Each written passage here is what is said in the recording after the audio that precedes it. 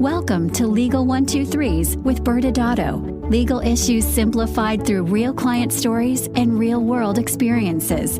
Creating simplicity in 3, 2, 1. Welcome back to Legal 123s with ByrdAdatto. I'm your host, ByrdAdatto, with my co-host, Michael Byrd. As a business and healthcare law firm, we represent clients in multiple business sectors, especially healthcare. Mm-hmm. This season, we're diving deep into the exhilarating and terrifying process of opening a business.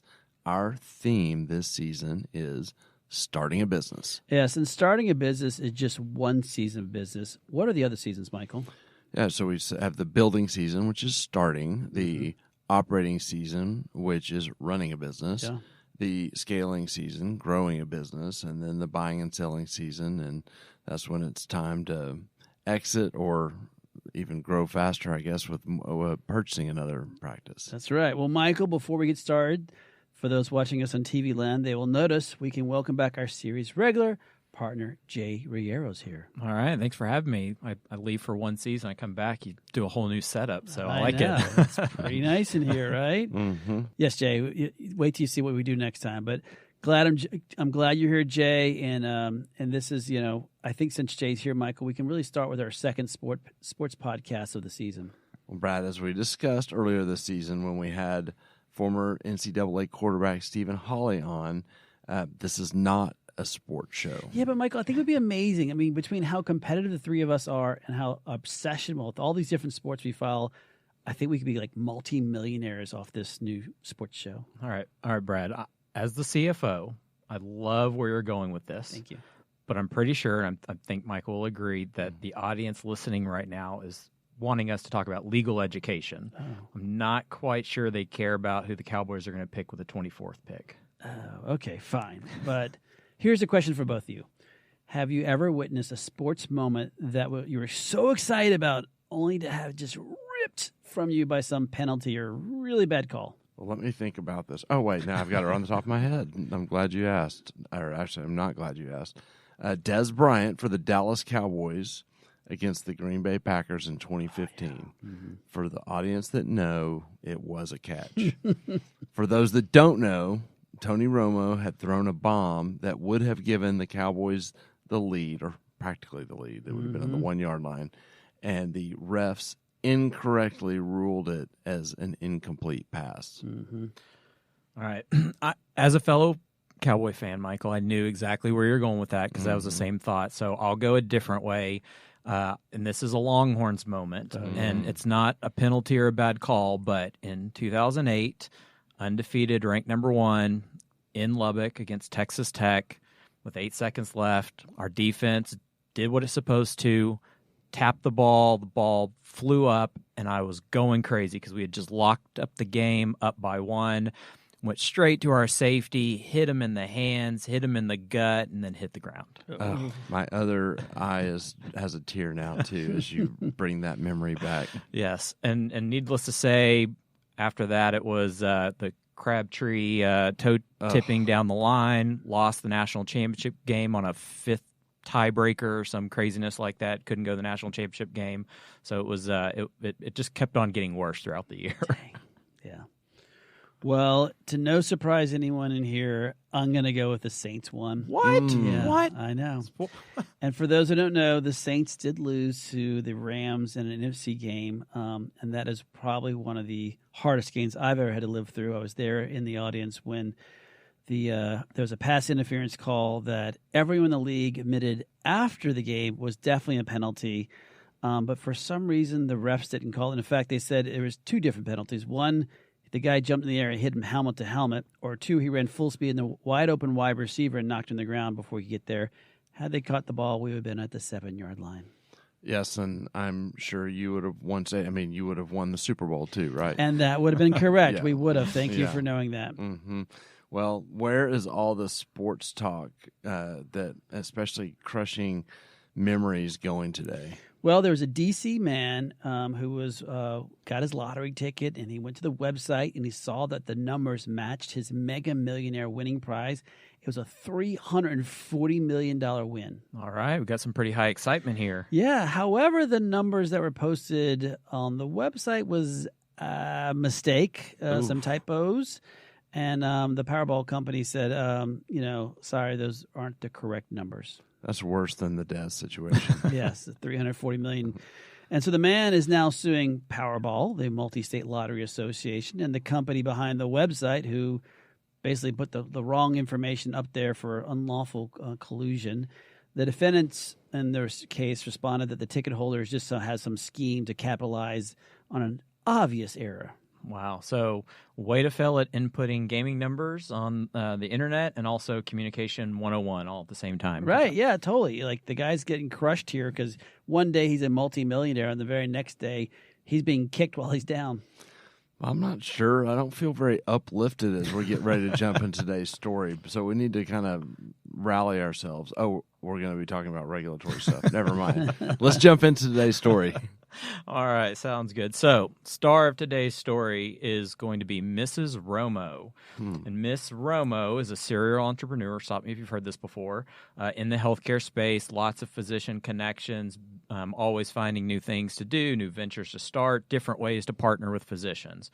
Well, for today, and for today's story, this time her idea was to create a pod. So this is either the Tide Pod Challenge thing that we talked about a few seasons ago, or a new vocabulary word. I'm going to go with vocabulary word because I like context and think that's what we're going to have. Yes, and so for today's vocabulary word, a pod is what we call a physician-owned distributorship, not one of the big white boxes that are parked in your driveway when you're moving. And yeah, right now I can see Michael's eyes start to glaze over as he thinks we're going into heavy regulatory space. But here, we're going to keep it high level. Don't worry, for Michael's sake and the audience's sake. We're going to try to only touch the things that we need to touch on from a regulatory perspective, not get down into the weeds or really heavy. So, Brad, I'm going to pass the hot potato over to you. And with our first vocabulary word, can you talk a little bit about pods and what they are? Yeah, first, Michael and Jay, I got to say you're bearing the lead here, guys. I'm not sure if anyone outside of Dallas would understand why you use the name Miss Romo, and that being the serial entrepreneur. They might not have followed based on the sports talk earlier that Jay was sliding in the former quarterback of the Dallas Cowboys, now CBS analyst Tony Romo. But to answer your original question on pods, physician-owned device companies, that's a place where, typically you see these entities where have revenue going through them from selling it. And there's implant medical device companies that the physician will order from, and then those devices will show up at the hospital, and those physicians can then use them inside the procedure when doing an operation, typically inside that hospital or ambulatory surgery center.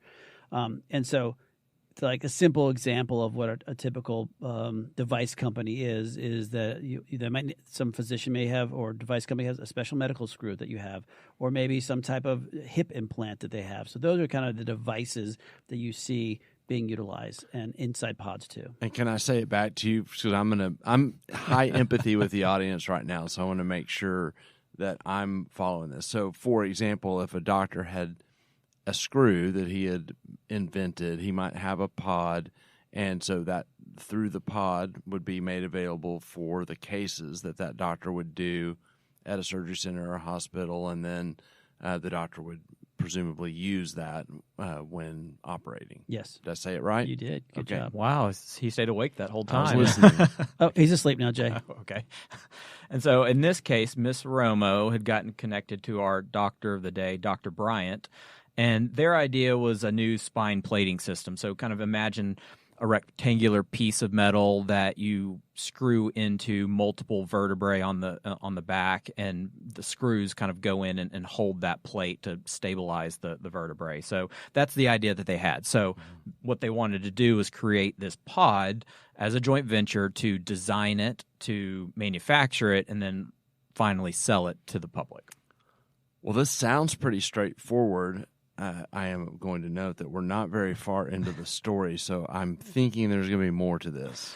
Sure. So, plans are always straightforward, but implementing it is anything but when you're in healthcare. We've always said it many times in the past episodes. It's complex because there's a lot of rules. It's highly regulated. And so, navigating these rules and regulations, can become difficult because a lot of times it's not black and white, it's gray. And so that's where the nuance comes in. Yeah, and gents, I think this is the second time for the audience keeping up that y'all buried the lead.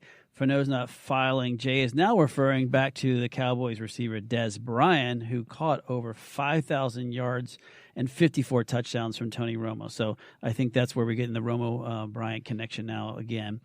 But back to the statement. Yeah, additionally, I completely agree with Jay, and you need to understand how to apply these rules together. You can't just look at like one rule by itself. Yeah, and so in any time we have these situations, our first thing Brad and I did was ask Miss Romo to come to the office, and we do a whiteboard session with her.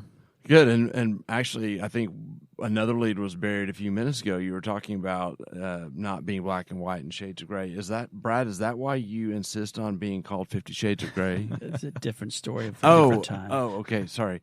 Back to the whiteboards, and why do we do them? So because this is so complicated, we create an environment where we can kind of real-time strategize and get in front, literally, of a whiteboard and visually draw out what's happening, because one little change can affect the entire assessment of what you're trying to do, especially in the type of stuff that we're talking about today with the heavy regulatory stuff.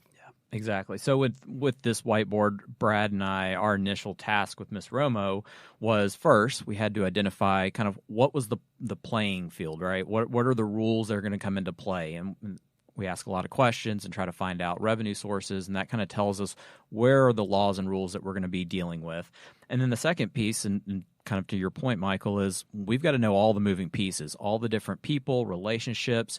We really have to kind of see the entire board, if you will, to understand before we dive into the regulatory aspect of it. Okay, so Brad, climb up on your soapbox and tell the audience why this is so important. Well, I mean, Jay was nailing a lot of it. Was, first off, it allow these parties to be on the same page. That's the most critical part, us being part of that party as your attorneys looking at. But second, you kind of alluded this earlier, the smallest change in a fact and circumstances can make the entire arrangement unlawful. All right. So, Jay, what did you learn during this whiteboard? Well, first we were able to narrow down with the laws. We were able to nail down, we were only dealing with state laws, which, is pretty common. A lot of people try to do that because they're so scared of the federal side of things. In this case, the state that we were dealing with actually pointed to the federal rules and regulations, so we did need to take them into account in some capacity. Yeah, and that's an important point to remember, Jay, as was describing that many states do have these great they don't have really great guidance out there to tell us how to be compliant. Many states have attempted to track federal law, even if it's poorly written. But a lot of them point towards the federal government saying, look to that. So a lot of healthcare attorneys will look at how did the federal government analyze this type of relationship? How would the federal government enforce this?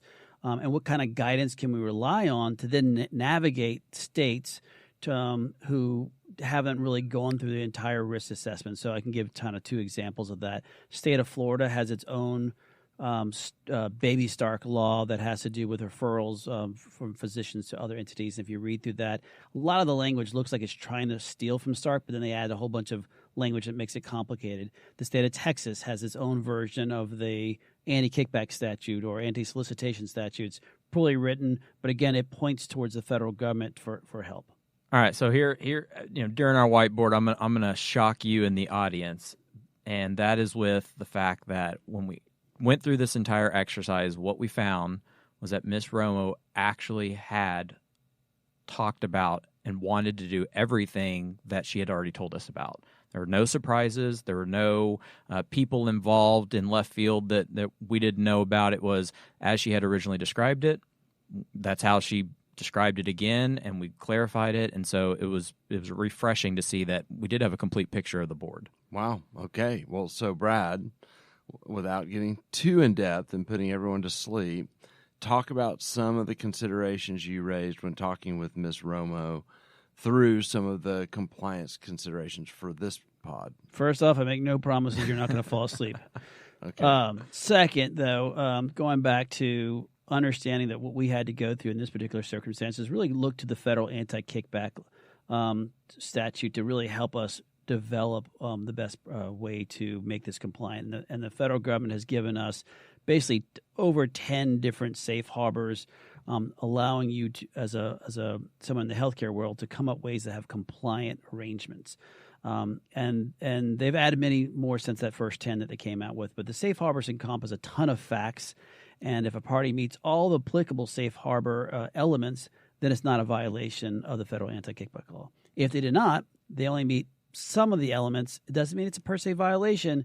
We would just have to examine what elements did they not meet. For safe harbors, for pods, I won't go to all of them, but there are many elements that go into it to making it compliant. So even if the party can meet all of them, the OIG, which is the enforcement arm of this that literally looks at these from a regulatory perspective, still has scrutinized his pods in general, and it's issued many fraud alerts over the years. Yeah, and just building on what Brad's saying, one of the common things that people will refer to and that we do deal with the safe harbor, people refer to as the 60-40 rules. And these are bright line tests, and essentially what they're doing is they're the government's way of making sure that an entity is not dependent on the referrals of the investor physicians who are in a position to refer or do business. So quite simply, there's an investment test. They want at least 60% of the investment interest to be held by people who don't do business or won't refer. And then there's a revenue test. They want at least 60% of the revenue to come from people who don't do business or refer to the pod. So these are the two most common ones that we encounter, and a lot of incorrect assumptions related to them can sometimes be something that Brad and I work with the client to get through. Yeah, and going back to those fraud alerts I mentioned earlier, before having the best part of really to understand about those fraud alerts is that they're identifying the fact that these physicians are part of these joint ventures, and are they part of it just because of the referral source? So even if you have all these other elements that Jay is describing, the OIG is really looking into a little bit, behind the curtain even more, are they really trying to induce these people, or is it truly a bona fide business venture they're doing? And essentially, we would walk through each one of these items to make sure that not only the anticipated structure would meet the requirements under the safe harbor, but also letting Ms. Romo and Dr. Bryan understand how they plan to operate it, and once it's operating, to continue to be compliant, not only under the safe harbor, but the way the fraud alerts let us know how important it is each step of the way to maintain that compliance. Okay, I'm hanging on. Okay. I'm hanging in there with you guys. So, Jay, talk a little bit about kind of some of the things that Ms. Romo had planned and how that lined up with the regulatory compliance requirements. Yeah, I mean, for the first time in a long time, Ms. Romo had all the right answers. Every time we asked about a safe harbor element or a particular concern, she had all the right answers. And the running joke that we always have in these situations is that everyone comes in and meets with Brad and I, and the first thing they say is, "I want to be compliant." And then we go through the exercise like we did with Ms. Romo. We tell them all the things that they need to do to be compliant. And then, Brad, how do they respond? Well, that's not going to work. So what if, and then they go through all the processes that throw out all these different scenarios, trying to find a situation that they would be more comfortable with that may not be as compliant. But here, Miss Romo had done her homework, truly sounded like the intent behind everything was to operate this following the rules as closely as possible. Brad and I walked through each of the safe harbor elements, the fraud alerts, just all the different safeguards, everything. And she planned on implementing them and meeting them. All right. Well, give us a couple of examples. Yeah, so there were going to be real capital outlay requirements for Dr. Bryant and business risks involved for Dr. Bryant, which are really important. Their intent and business plan, and this was really important to us, was to primarily market these products to other physicians, not just for Dr. Bryant and the use for his own patients. So they really were trying to create a market for this product. So taking us back a few seasons ago to one of our most listened to episodes, this does not sound like the Breaking Bad MSO situation. Yeah, you're exactly right. And Brad and I didn't get that feeling, but we also did confirm, and what really helped give us peace of mind too was that Dr. Bryant was the only doctor who was going to be involved in this venture. There was no anticipation of allowing others to invest or bringing on other owners, which with pods is a really big deal and has been a big fraud issue throughout their course of history. Okay, so Brad, what did you and Jay do next as part of the building of this pod? Yeah, typically after a whiteboard, what we do is we basically summarize all the facts and circumstances that we learned, and then we send it back to them and say, hey, this is what we discussed. So that's what we did with Ms. Romo. Outline the requirements and the safeguards that need to be put in place for this pod to be compliant. All right. Okay, we got through it. Let's take a break. I'm going to take a little nap. Get ready for the other side. 15-minute nap, 20-minute nap. So let's go into a commercial, and after my nap, we will wrap up with some legal insights from our discussion today. Many business owners use legal counsel as a last resort rather than as a proactive tool that can further their success. Why? For most, it's the fear of unknown legal costs. ByrdAdatto's Access Plus program makes it possible for you to get the ongoing legal assistance you need for one predictable monthly fee. That gives you unlimited phone and email access to the legal team, so you can receive feedback on legal concerns as they arise. Access Plus, a smarter, simpler way to access legal services. Find out more. Visit ByrdAdatto.com today. Well, welcome back to Legal 123s with ByrdAdatto. I'm your host, ByrdAdatto, with my co-host, Michael Byrd, and we're still here with series regular, Jay Reyero. Now, Michael, now that you got back for your power nap, today's season, we're really concentrating on in the season starting a business, and we really have been working a lot on that building of that season, and a lot has happened, since starting this business. And now, Michael, Jay tells us a great story, an interesting story about Miss Romo and Dr. Bryant. Yeah, I was able to make it all the way through the story into my nap time, and so audience members, this was a pretty tame story. Which, when you're trying to build a business, is probably what you want. You have a story of someone wanting to build a pod, a physician-owned distributorship, and it has a lot of regulatory landmines. But as Brad and Jay went through the process, things were lining up that this was something, though risky from a regulatory perspective, looked promising from a compliance perspective. Yeah, and I think I like the word that you use, process, because when you're in the building season and you're dealing in healthcare and you have a lot of regulations, it really is a process. I mean, first we have to figure out, okay, what rules, laws, regulations are we playing with? What does our field look like, so that we can then kind of start taking a step into applying the facts and circumstances and how it relates to those rules.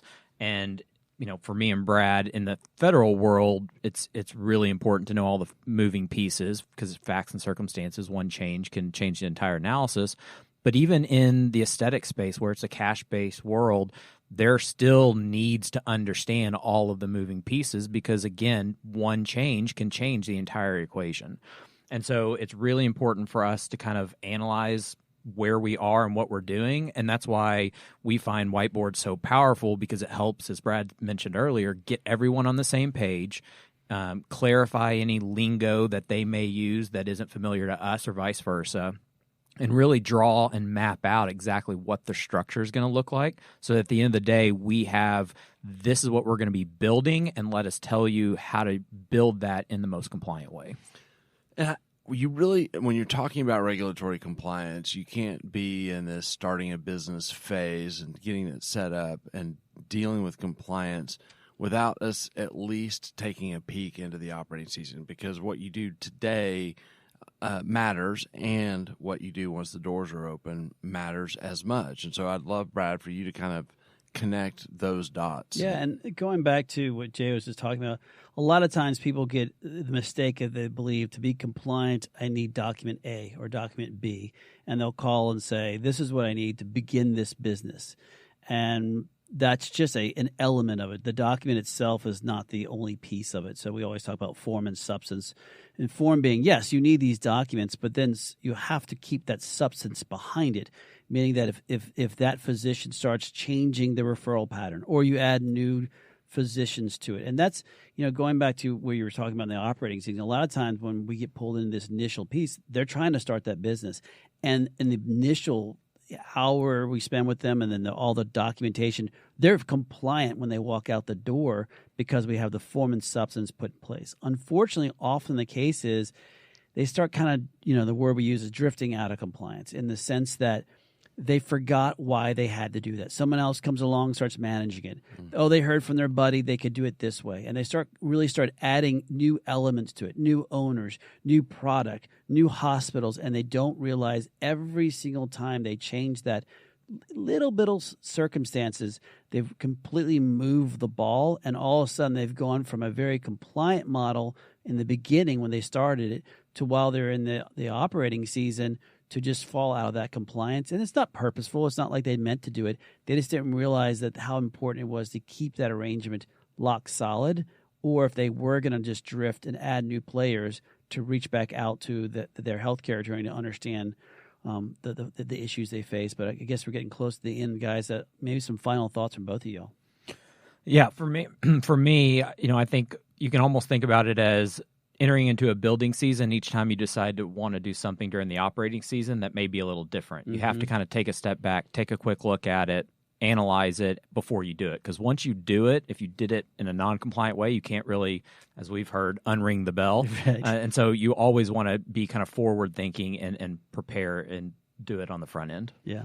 Yeah, I mean, when you're trying to start a healthcare business and you start hearing about these regulations, you go into these whiteboards, it date myself, but feel like you're trying to solve a Rubik's Cube just to figure out how to open a business. And so you do all this mental gymnastics of how you can do it correctly. A lot of it's counterintuitive, so you just feel that friction of this does not make sense. You finally get comfortable with it, and then you get it, and there is that feeling of like, oh, okay, I'm done. So my final point is just to kind of back up Brad's point and say it a little bit differently, and just I can't emphasize this enough.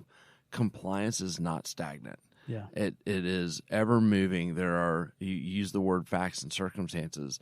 I mean, things change, and it may be the things that you talked about: new partners, new service lines, new laws, and so it is a moving target, and so turning into compliance is more of a culture than it is an event. Yeah, and I guess as we're leaving, knowing about, we started off with someone being crushed, is you have a very compliant situation in which you're going to make $340 million, and then it turns out that you went non-compliant because you got stagnant, and now you owe the government $340 million. Maybe that's kind of where we're going to end today, or because I don't want to go back to the sports talk. I'm still upset. It hurts. It was pass interference. Damn it. Everybody knows that. All right. Well, guys, believe it or not, this is going to end season 15 in the building season. But as we alluded to, audience members, do not panic. We're about to get ready to open up season 16. I guess we get a driver's license maybe at this point. But we're going to enter into the operating season kicking off next week.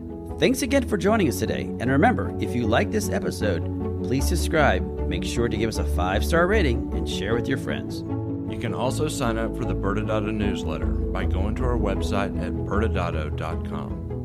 ByrdAdatto is providing this podcast as a public service. This podcast is for educational purposes only. This podcast does not constitute legal advice, nor does it establish an attorney-client relationship. Reference to any specific product or entity does not constitute an endorsement or recommendation by ByrdAdatto. The views expressed by guests are their own, and their appearance on the program does not imply an endorsement of them or any entity they represent. Please consult with an attorney on your legal issues.